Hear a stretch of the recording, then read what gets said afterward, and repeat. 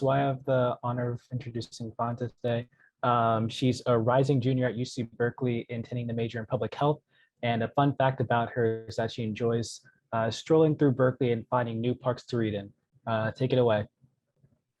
Okay, thank you so much for that introduction. I'll go ahead and share my screen. Can everyone see this? Yes. Okay, perfect. So hi everyone, my name is Fonta. I have the privilege of interning at the Nutrition Policy Institute this summer, which is within the University of California's Division of Agriculture and Natural Resources.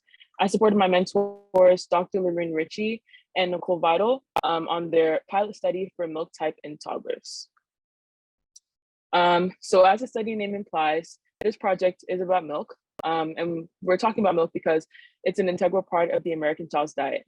So as you can see from this word cloud, there are tons of different options, varieties, and opinions on milk, which can make it kind of difficult to decide which is the healthiest option for you. For children specifically, current guidelines suggest that they should drink whole milk from the ages of 1 to 2 years old, when they should then switch to low fat or non-fat options. The logic behind this is that higher caloric and saturated fat intake increases risk of obesity and cardiovascular disease. This, however, might be incorrect because observational studies about children and healthy drinks have revealed a negative correlation between milk fat and obesity, meaning that children who drink whole fat milk actually have lower rates of obesity than children who drink children who drink whole fat milk actually have lower rates of obesity than children who drink low fat or non-fat milk. So the purpose of this study is to explore these observations by running a randomized controlled trial on a cohort of children who are being introduced to cow's milk to determine which milk is best for their development. So some of our methods. So first, our research team recruited a group of 30 children who live in the Bay Area who are between 11 to 12 years. Can I just stop you for a second? I'm thinking, oh, there we go. Okay. Yeah. Your methods weren't advanced. Okay. Perfect. Good. All right. Thanks. Okay. Thank you. Okay. All right, perfect. So our research team recruited a group of 30 children who live in the Bay Area who are between the 11 and 24 months old. They're then randomly assigned to drink whole milk or non-fat milk for 3 months. And if parents had a concern about their child drinking non-fat milk, they could select low-fat milk. We use Instacart to deliver this milk to the households every 2 weeks. Parents also got to meet with a dietitian to talk about the process of transitioning their child from breast milk to formula, from breast milk and formula to cow's milk. And they were also informed of things they should look out for, such as a developing intolerance or allergy. Participants then had a pre-study visit, both before they started drinking the milk and after they drank the milk, where they had a blood draw, which tested for blood lipids and vitamin D levels. They completed 3 days of dietary recall on ASA 24. We collected a stool sample, and we also collected their anthropometrics, which are physical measurements. And then during our baseline measurement process, we took the parents' measurements, which can give us some information about the family history, such as like weight and height and things like that. And then finally, we did a neurocognitive developmental survey, which measures language, communication, and motor skills. And like I said, after the child finishes their 3 months of milk, the same measurements are taken, and then we are going to evaluate those results to see trends among the two groups. Okay. I changed now. Okay, so as far as results, we are still in the data collection process. This has actually been a really busy week for us because tomorrow is actually our deadline for data collection. So I've been emailing and contacting participants all week to make sure that they are submitting all of their stuff and getting everything done. So unfortunately, I don't have any information about this relationship that we're exploring just yet.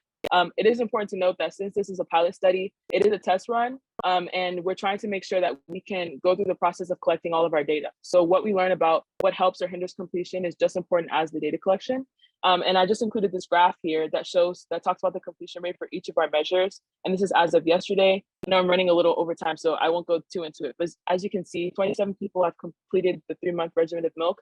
And then for each of our measures, we're making progress. And for the most part, people have been completing stuff. And yeah, it's going well so far. So tomorrow's our last day. It's the last push. And then just some conclusions. Like I said, this is a pilot study. So it's important for us to also know about some of the challenges that we experience in the study. And one of the things that we know is that we're probably going to have to we definitely need to change the platform that we do the milk delivery on. Right now we're using Instacart, and that's just not a platform to handle the volume of orders that we do. And especially in the larger study where we're having 500 participants, that will not be feasible. We're also looking for alternatives to our blood draw process, just because the company that we use has staff and supply shortages, which led to long wait times or incomplete blood draws. And that's not good for our participants. And then also virtual follow-up. Hopefully, we had to change to virtual follow-up because of COVID-19, but we hope to change to in-person, in-home follow-up visits with a larger study. Okay, so I would just like to take some time to thank everyone, the Milk Talk team, the SSRP team, and the NIH for this opportunity for just giving me the chance to work this summer, because I've had a great time and I've learned a lot.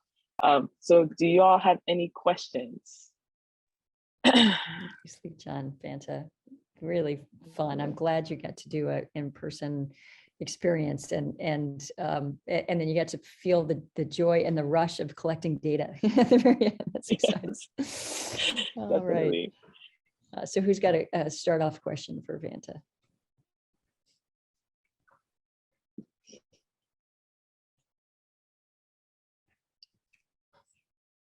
Denise has got one. All right.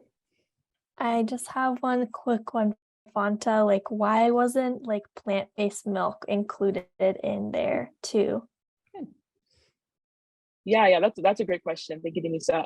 So like current guidelines suggest that kids shouldn't drink plant milk. I don't have the numbers on me, but there's a specific age that they like when they should be introduced to that kind of milk. They just say that like the government, the FDA and stuff like that, they say that children should be introduced to just whole cow's milk from 1 to 2 and then onward. So yes. Cool. Thank you. Awesome job. Of course. Thank you. I also have a follow-up question on the plant-based milk, but kind of related to that. Well, what about like kids who are lactose intolerant? Like, will they be drinking lactose-free milk, or is that part of your study? Yeah, that's a great question. Thank you. So the study is we tried to have kids who are just being introduced to cow's milk. So they were either on like breast milk or formula, and then this study is like kind of their first introduction to cow's milk. And so, like I said, the dietitian will be meeting with parents to talk about like signs of the lactose intolerance or milk allergy. And then they would be able to let us know if their child was showing some of those symptoms, and then we work with them to make sure that there was like no discomfort or anything like that.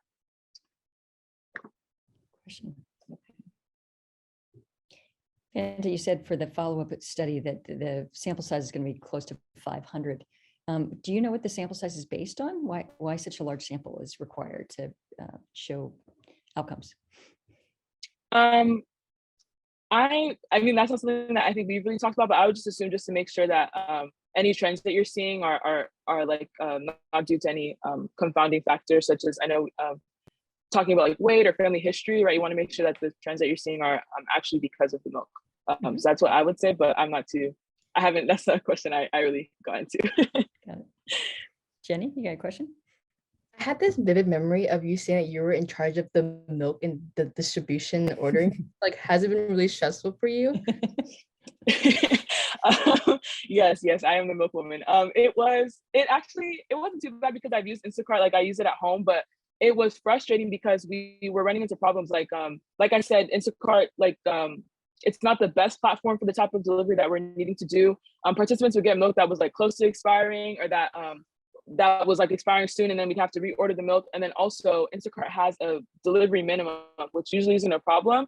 But when we're ordering the milk, I think it's like $10. So you can't just get 1 gallon of milk. You have to get 2 and then order it for 2 weeks. And then milk doesn't usually last 2 weeks. So then we're running into problems there. So that's something that we'll need to find a different platform or a different method to make sure that people are getting milk that isn't expiring, because that's gross.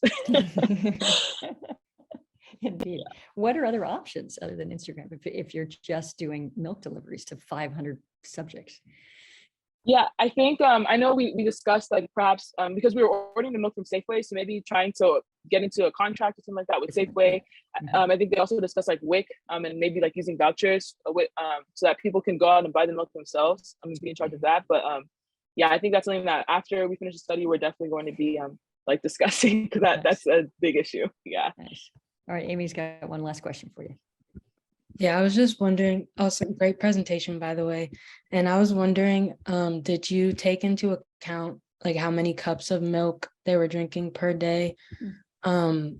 Just so like, for example, if they didn't like the lower fat milk, if like they would have drank less or drank more based on like if they just didn't like it. Yeah. So they like sorry, now I'm getting caught up. I was looking at something real quick because they did estimate that children should drink like up to like 3 cups of milk, 2 to 3 cups of milk daily. And then if they didn't like the milk, that was something that the dietitian would talk to the parents about transitioning their kids to that milk. So I know they talked about like mixing, maybe whole, if the child is used to whole milk, maybe mixing whole milk with the non-fat milk just to get them like acclimated to their new milk. But there's some like methods and things like that that the parents can do to make sure that their child is drinking. Really accustomed. Well done in answering all these questions, Fanta. Really interesting Thank you. project. I look forward to talking with you more about it and how you're going to control for the milk that's delivered goes to the subject in the study and not to other people in the household. That's, I would think, a challenge to the study design. Definitely.